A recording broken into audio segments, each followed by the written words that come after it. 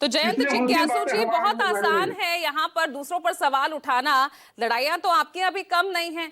और कांग्रेस इस बार जो सक्रियता जो दिख रही है, जिस एग्रेसिव मोड में वो नजर आ रही है, चुनौतियां लगता है आपके यहाँ खड़ी हो गई है।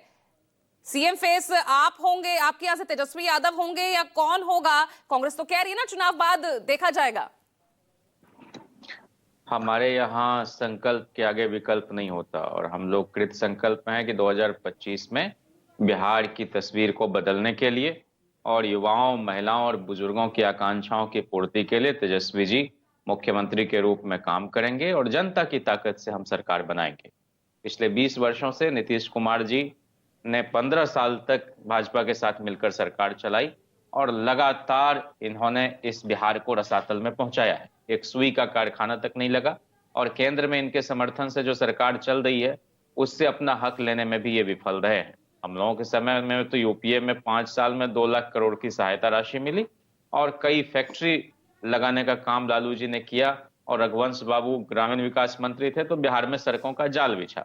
श्रेय लेते रहे ये, लेकिन सच्चाई यही है कि इनके समर्थन से जो केंद्र में सरकार चल रही है, चंद्रबाबू नायडू तो अपना अधिकार ले लेते हैं लेकिन इनको तो ठीक से प्रतिनिधित्व तो मंत्रिमंडल में भी नहीं मिला। हम लोगों के 24 एमपी थे तो 9 मंत्री बिहार से होते थे राजद कोटे के, इनके देख लीजिए। तो इसलिए ये जितना अपने आप को डिफेंड, उससे हमारा लेना देना। इन्होंने कहा गंभीरता और आज की बैठक जिम्मेदारी क्यों की बुलाई अपेक्षा गई है? करते आज हैं। इतनी चिंताएं नहीं, क्यों बढ़ गई कि वो तो 17 और 20 से पहले ही दिल्ली में भी बैठना पड़ा? नहीं, वो तो एक रूटीन काम है किसी भी गठबंधन में और हमारे यहाँ कोई संशय नहीं है। और तेजस्वी जी का स्वाभाविक और सर्वस्वीकार्य नेतृत्व है।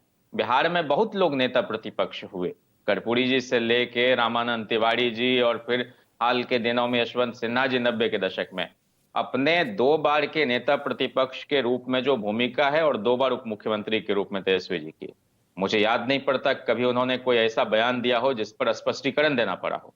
और आए दिन तो नीतीश जी इतने सीजन्ड पॉलिटिशियन हैं, इन लोगों ने वह दुर्गति कर रखी है कि उनके प्रवक्ताओं समेत और शीर्ष नेताओं और मंत्रियों को लगातार स्पष्टीकरण ही देना पड़ता है।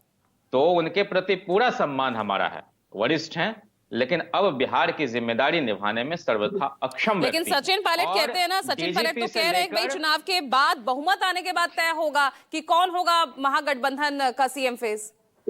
हमारे यहाँ एक बात बहुत स्पष्ट है, सारे नेता हैं, सब नेताओं का सम्मान है, बड़ी मुश्किल से राजनीति में कोई किसी ऊंचाई तक पहुंचता है।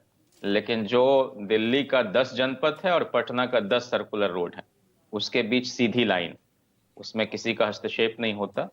और इसलिए लालू जी और सोनिया जी के बीच जो बहुत सरल, सहज और विश्वसनीय संबंध है, उसके आधार पर चीजें तय हो जाती हैं। शीर्ष नेतृत्व फैसला लेता है और तेजस्वी जी के नेतृत्व में बिहार में न सिर्फ हम चुनाव लड़ने जा रहे हैं बल्कि मुख्यमंत्री के रूप में भी वो आपको दिखाई पड़ेंगे। हम बहुत आश्वस्त हैं इस बात को लेकर।